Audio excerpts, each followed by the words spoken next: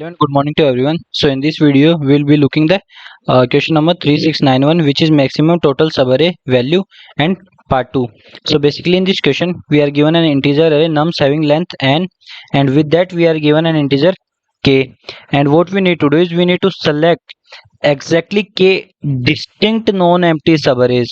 In part 1 we can take similar k subarrays, but here we need to select exactly k distinct non empty subarrays, right? And the subarrays may overlap, but the thing is that they cannot be chosen more than once. But in part 1 we can choose them, you can choose a single array multiple times, right?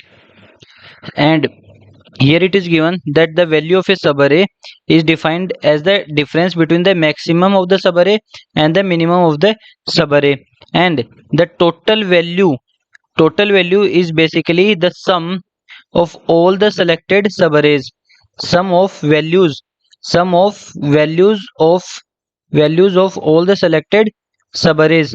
So that is called as the total value, and what we need to do is we need to return the maximum possible total value that we can get, right? So let's see the example. So here we need to select k is equal to 2, so we need to select two subarrays. So let's see. So if we select one subarray as 1 and 3, so the value is max minus minimum. So max is 3, minimum is 1, so value is 2. The other subarray is 1 3 2. Again if we see value of this subarray, then it max is 3, min is 1, so again it is 2. So the sum of these two subarrays, that is 2 plus 2, that is 4. So 4 is our answer, right? So let's see the next example. In the next example we need to select k is equal to 3 subarrays. We need to select 3 subarrays.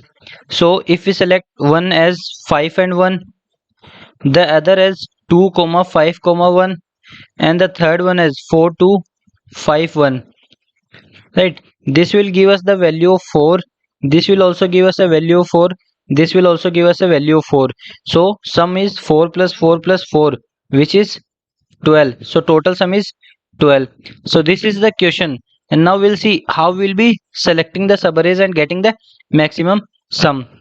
So let's see the constraints. So here n, which is nums dot length, is equal to 5 into 10 की power 4, and each element in the array can be from 0 to 10 की power 9, and k can be a value from minimum of 10 की power 5 or n into n plus 1 by 2. So k will be take the minimum value of these two. So these are the constraints. So let's see the approach part. So basically what we need to do is we need to select exactly k distinct subarrays. Like this is the line, this is the line that makes it difference from the part 1, right? And we have to select those subarrays such that their sum is maximized, the value sum, right? Value sum is maximized. Now suppose we have a subarray from L to R, then what is the value of that subarray? So the value is maximum of that subarray minus minimum of that subarray. So the difference of maximum minus minimum, that is the value of that subarray, right? So what is the brute force approach? So in brute force what we can do is we generate all the subarrays and then compute the values of all the subarrays. And what we need the k subarrays. So we select k subarrays having highest values, k highest value subarrays, right? So we'll select those k's, right? But if we see what is the total number of subarrays, so if we have, it's the length of the array is n, then the total number of subarrays n into n plus 1 by 2. So basically it is big of n square, and here n is 5 into 10 की power 4. So generating all the possible subarrays is not possible. If we generate all the possible subarrays, then we get TLE, right? So our first question, then how we will select our top k subarrays, right? How we will select our top k subarrays, or we can say top select k subarrays having highest values, right? So this is our first goal, right? So basically, so for this what we do is we'll use a max heap or a priority queue, right? So let's see how we'll be doing this. So let's see the steps that we see. So first of all, what we do is we store in the priority queue. In the priority queue, for every subarray, we'll store the value of the subarray and the range, that is L to R. So we store for every subarray, we store this value in the priority queue, right? Where L is the starting index, right? And R is the ending index of the subarray, right? So what we do is for every starting index L, what we do is from every starting index L, we consider the largest subarray. So largest subarray is from L to n minus 1, and L can take value from 0, 1, 2 up to n minus 1, right? So the initial candidates are 0 to n minus 1. This is first subarray. 1 to n minus 1, 2 to n minus 1, and all up to n minus 1 to n minus 1. So these will be our initial candidates. So we'll push the value, then their starting indexes, that is L, and R is the ending index. So initially we generate all the candidates, and for each candidate we are selecting the starting, we are taking starting index L, and L can take any value from 0 to n minus 1, right? So let's see an example. Suppose we have this array 4 to 5 1. So what are the possible initial candidates? So for I is equal to 0, what is the longest subarray? The whole array, that is 0 to 3. Then for I is equal to 1, what is the longest subarray? 1 to 3. Then for I is equal to 2, what is the longest subarray? 2 to 3. And then for I is equal to 3, the longest subarray is 3 to 3. So all the initial possible candidates are 0 to 3, 1 to 3, 2 to 3, and 3 to 3, right? So then we are pushing value comma L to R, so we get all the ranges of the initial candidates. Now we find values for this. So for 0 to 4, the value is maximum is 5, minimum is 1, so 4 value is 4. Then for 1 to 3, value is again 4. For 2 to 3, value is again 4. And for 3 to 3, we have only one element, that then maximum is 1, minimum is 1, so value is 0. So in priority queue we have pushed all the initial candidates, right? Now what we'll do is this priority queue will give us the subarray, with the largest value. So it will give us the subarray with the largest value, right? So we can see here the maximum value is 4.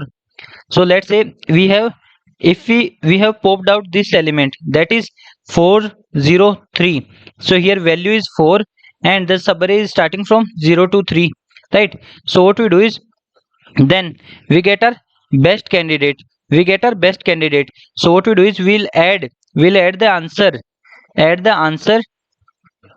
Add the value to the answer, and then using this subarray, 0 to 3, we'll generate the new candidate, next candidate from it, right?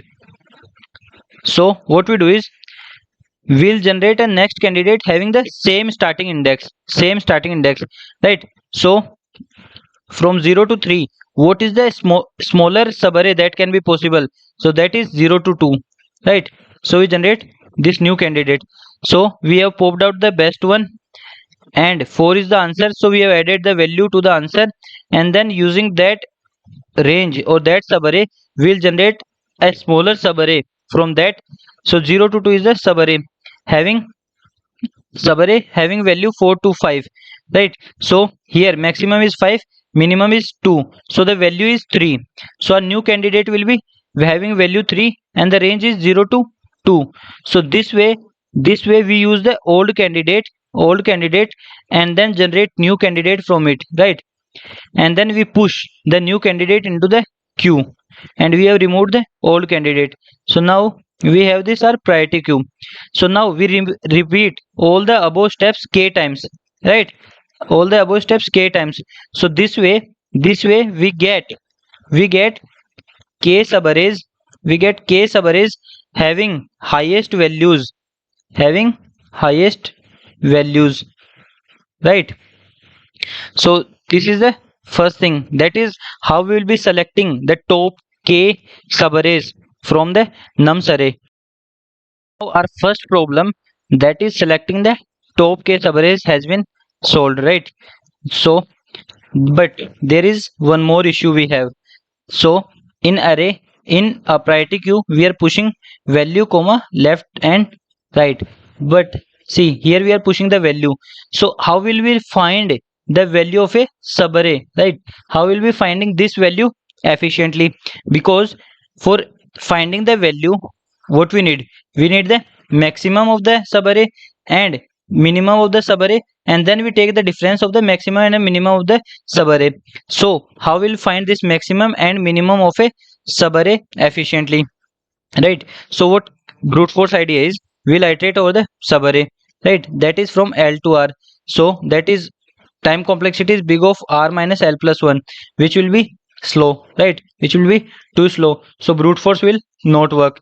So we need a data structure, we need a data structure which can give us maximum of a subarray and minimum of a subarray very fastly, very fastly and efficiently, right? So this is our requirement. So what we have, so we have basically two options. Either we can use a segment tree or we can use a sparse table. So segment tree, so to build a segment tree the time complexity is big of n, but for building a sparse tree the time complexity of n log n, this is n, right? And to query a segment tree time complexity is log n, and for sparse tree it is big of 1, and for update segment tree takes big of log n time, and in sparse tree update is not supported, right? So we have two options, either we can select segment tree or we can select sparse tree, right?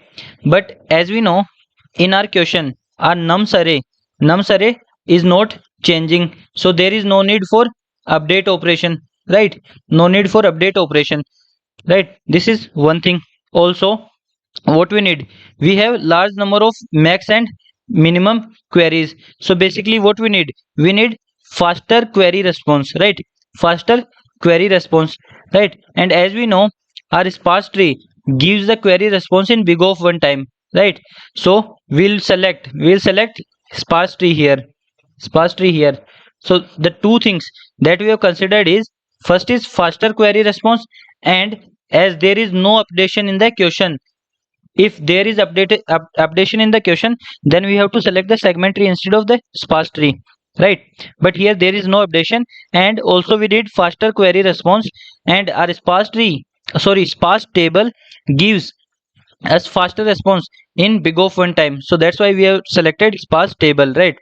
So next we'll understand how this sparse table works, right? So basically what is the idea of this is that we store the answer for intervals whose lengths are power of 2. So we store for 2 ki power 0, then we store intervals of 2 ki power 1, intervals of 2 ki power 2, and so on up to 2 ki power n, 2 ki power log of n, right? So this way we'll store the answers in the intervals, right? And let's say we have st min of j and I. So what it does is it stores the minimum value where this I index is the starting index of the interval. I index is the starting index of the interval, and this j is basically power of 2. So if you have to find the interval, then starting interval is I and the length will be power of 2 is j. So 2 ki power j will be the length of the interval. So interval will be starting from I and then I plus 2 ki power j minus 1. So this is the L and this is the R, right? So st min of j comma I will store the minimum value of the interval from I to I plus 2 की power j minus 1, right? So this is st min of j comma I will store, and similarly st max j comma I will store the maximum value in the same interval. And in our current question, to find the value we need both maximum and minimum.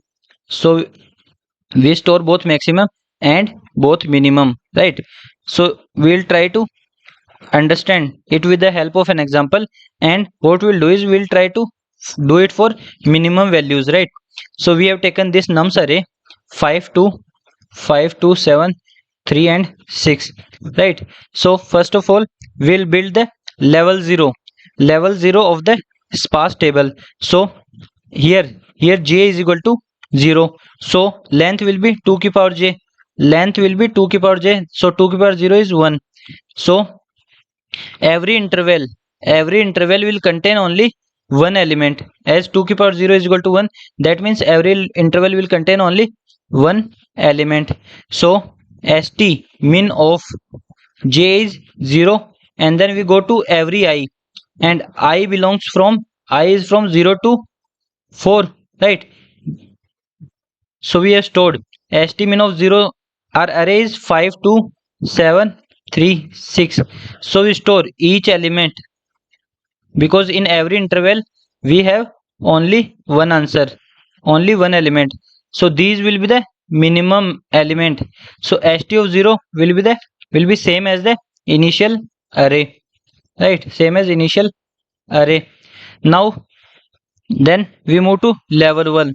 So level 1 means j is equal to 1. So length of the interval, that is 2 की power j, that is 2 की power 1 is 2. So every interval has a length of 2. So see the 5 2, then 2 7, then 7 3, then 3 6. So these are the different intervals that we have. So here we see 5 2, minimum of 5 and 2 is 2. So this will be st min, j is 1, it is level 1, and this is 0th, starting at 0, this interval is starting at 0. Then this interval is I, starting at 1. So st min 1 of 1 is minimum of 2 comma 7 is 2. Here minimum of 7 comma 3 is 3, minimum of 3 comma 6 is 3. So this way we store the minimum of level 1, right? So we have stored st min of level 1. Then we store for level 2, right? Level 2, so 2 की power j, and j is 2, so 2 की power 2 is 4. So every interval will be having a length of 4, right? And as we know our array was 5 2 7 3 6. So one interval is 5 2 7 3, other interval was 2 7 3 6. So we have two different intervals, right? So what is the minimum of this interval? So minimum of this interval is 2, and minimum of this interval is again 2. So st of 2 is 2 and 2. Now from here, if you observe st of 2 at index number 0 is 2. So this is level 2, and this is the starting index, that is 5 to 7 3, right? This interval has a minimum of 2. So the subarray is 5 2 7 3, and length is 2 की power, here we have 2, so 2 की power 2 4. So 4 is the length. So if we see, we can split this subarray into two different subarrays, right? Two different subarrays of length equal to 2, that is 5 2 and 7 3, right? So we have we have initially a subarray 5 2 7 3 whose length was 4. So now we have uh, splitted this subarray into two different subarrays 5 2 and 7 3, right, of length 2. So as we know, we already computed the answers of these intervals, right? So here j was 2 and here j was 1, and we already know the answers of this in level 1, right? So the answer of this was stored in st min of 1 comma 0 as 2, and answer of this one is stored in st min 1 comma 2 3, right? So now if we see, so find st min of 2 comma 0, which is 2. What we can do is we can use st min of 1 comma 0, we can use st min of 1 comma 0 and st min of 1 comma 2. Basically we have splitted this whole interval into two different intervals and then use their answers, right? Use these answers to find the answer of this current interval. So minimum of 2 comma 3, this is 2 and this is 3. So minimum of 2 comma 3 is 2, and which is the answer of our current interval, right? So if we try to build a general formula from here, right? So to build an interval of length 2 की power j, what we'll do is we'll split into two intervals having length 2 की power j minus 1, right? So st minimum of j comma I, that is, it is the interval from I to I plus 2 की power j minus 1, right? This is the interval. So what we want the answer of this using the previous interval, that is j minus 1. So we use st min of j minus 1, and here the starting interval is I, so here also the starting interval will be I, right? So j minus 1 and I, and the next one will be starting interval of j minus 1 I, and this will contain the elements from I to I plus 2 की power j minus 1, right?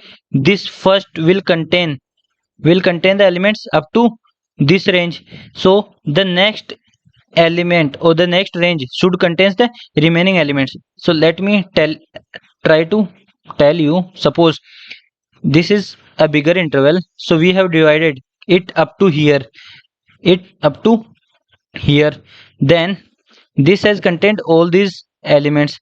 So the next range should contain the remaining elements, right? So here I2 I2 2 की I plus 2 की power j minus 1. So this first will contain up to I2 and 2 की power j minus 1, right? 2 की power j minus 1 it will contain up to here. Then the next should start at I plus 2 की power j minus 1, right? So we have used these two smaller intervals to find the answer of this bigger interval. So this is our general formula, and we will be using this formula. And similarly for finding the max, we have to replace minimum with the maximum. That's the difference, right? So this is how we'll build the sparse table using our previous layers, and then using the previous layer answers we build the next layer, right? Now once we have built the sparse table, then we have to see how will we query using the sparse table. Now once we have built the sparse tree, so how to find the answer of a query using that sparse tree? So in the above example we have taken this nums array and we have built the sparse table for this nums array, right? So this is level 0. So here j is equal to 0, then here j is equal to 1, and then here j is equal to 2. So we have levels up to, so here n is equal to 5.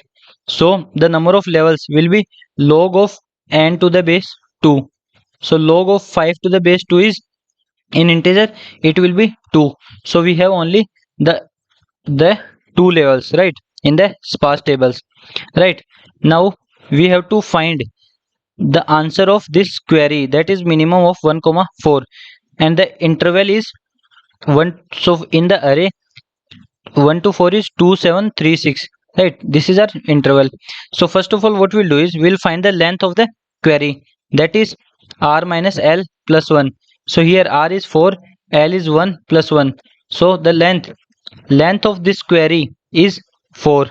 Now what we want is we want to cover the interval using intervals whose lengths are power of 2, right? So this interval is basically our query interval. Now we need to cover this interval using intervals whose lengths are power of 2, and that we have stored in sparse table, right? So first what we do is we'll find what is the length of the intervals that we can choose or that we can use to cover this query interval, right?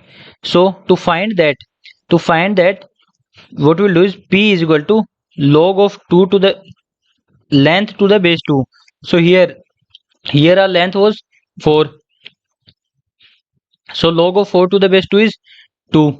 So we get p is equal to 2, right? So p is equal to 2 means we have to select intervals having length as 2 की power p, that is 2 की power 2 यानी 4, right? So to find the answer we have to select the intervals having length 4, right? And how we find that? First we find p, which is floor of log length to the base 2, right? So here p will give us power of 2. So the length of the interval will be 2 की power p, right? And here see, we have to find the log values, right? So what we do is we initially pre-compute all the log values. That is, as we know, log of 1 is equal to 0, and then we iterate from I is equal to 2 to n, and then log of I is basically log of I by 2 plus 1. This will give us all the log values. So initially we pre-compute all the log values, so we do not have to compute them again and again, and we use these log values repeatedly, right? And yes, see, we have length is equal to 4. So log of 4 is 2, so we get p is equal to 2, right? We get p is equal to 2, that is 2 की power p is equal to 4. That means we have to use intervals having length is equal to 4 and length is equal to 2 की power p, right, to find the answer of our current query, right? And what will be the intervals, right? So as we know, our query is from L to R, right? So first interval will be from L to L plus how many elements it will have? It will have 2 की power p elements, and L is also included, so 2 की power p minus 1. So this is the first interval, and the second interval is from, see, we know the ending part. So r minus 2 की power p plus 1. So these will be the two intervals that we'll be using to find our answer of L to R, right? So minimum of L to R is basically minimum of, we know, we have find p, so p, and the starting index here is L, and here the starting index is r minus 2 की power p plus 1 and p. So we use these two values, these stored values, to find the minimum of the range L to R. So here L is equal to 1, R is equal to 4, and we know we have find p is equal to 2, so we use st min of 2, L is equal to 1. So this will store the answer from index 1 to 4, right? And then estimin 2 to 1, so by chance they are both, we are getting the same value here, but in most of the cases we won't be getting this same value. So minimum of 1 comma 4, this stored answer is 2, this stored answer is also 2, so minimum of 2 comma is 2. So this way we get our query answer in big of one time, right? So this way we'll be using sparse table to find the values of the subarray efficiently in big of one time. So I hope I am able to explain you how will be build the sparse table, and then using that sparse table how will be querying the answer, right? So in sparse table we store the answer of intervals in 2 key power, in power of 2's, that is 2 key power 0, 2 key power 1, 2 key power 2, and so on up to 2 key power log of n, where n is the length of the nums array, length of nums array, right? So this way once we build the sparse tree, then using that sparse table we'll find the answer of the queries, right? If you are unable to get it, please use pen and paper and try to solve an example to get it clearly. Now we'll see an example to get the whole process. So we have taken this nums array 4 2 5 1 and k is equal to 3. So first of all we pre-compute the log values. So log of 1 is 0. So for this log of I is equal to log of I by 2 plus 1. We'll use this formula to compute all the log values. Now after computing all the log values, then we'll build our sparse table. So we have level 0. So as we know, level 0 is same as the initial array, that is 4 to 5 1. Then we have level 1. So in level 1 j is equal to 1, so 2 key power 1. So here we have intervals, here we have intervals of length is equal to 2, length 2. So 4 and 2 minimum is 2, then 2 and 5 minimum is 2, then 5 and 1 minimum is 1, and here j is equal to 2, that is 2 ki power 2. So length is 4. So if you take the whole array 4 to 5 1, what is the minimum? 1. So we have stored the answer, that is we have built the sparse table. Now we have discussed that we'll use priority queue to find the k topmost subarrays, right? So we'll first select the initial candidates. So as we know, to select the initial candidates, what we'll do is we'll take every index from 0 to n as the starting index, and then from that starting index we are selecting the maximum subarray that we get, that is L to n minus 1, and where L can be from 0 to n minus 1, right? So first we select the subarray from 0 to 3, 1 to 3, 2 to 3, and 3 to 3, and then find the values of these subarrays using the sparse table, right? And then we push in the priority queue the value, the starting index and the ending index of the subarray. So we have pushed 403, 413, 423, and 033, right? And initially our answer is equal to 0. So in iteration number 1, we pop out the largest subarray, or we pop out the subarray with the largest value, that is 403, and then we update our answer. So we have added the value to our answer, so our answer become 4, and here our subarray range is 0 to 3. Now using this range we will generate the next interval, so having the same starting index. So starting index is same. Now what is the largest subarray that we can generate? So 0 from 0 to 3, the largest that we can generate is 0 to 2, so we generated that. Now we using the sparse table we will find the value of this. So maximum of 0 to 2, maximum of 0 to 2 is 5, and minimum of 0 to 2 is 2. So the value is 5 minus 2, we get the value 3. So again we put 3 comma 0 comma 2 in our priority queue. So after iteration 1 we have pushed this in the priority queue, and we have get one subarray having value 4. Then in iteration 2 again we pop out the biggest one. So this one is having the highest what you call value. So we take 413, right? 413, added that to the answer, so our answer becomes 8. And then out of 1 3, which one is we generate? So starting index is same, so 3 minus 1 2, so 1 to 2 is will be our new candidate. So we have to find the value of this, so we get the value 3. Then we push 3 comma 1 comma 2 again, right? And then this will be our priority queue.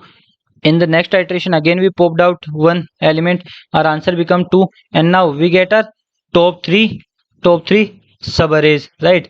So we stop, here, and we see what is our final answer. Final answer is 12, right? That is, we selected the subarrays from 0 to 3, 1 to 3 and 2 to 3 having values 4. So that is our final answer, right? So let's move to the code part.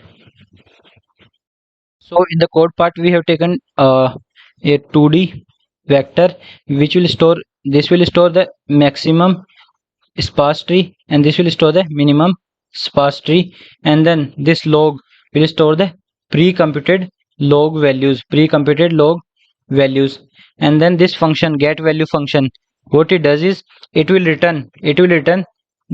find the maximum of the range, find the minimum of the range, and then return the value, that is max minus min, right?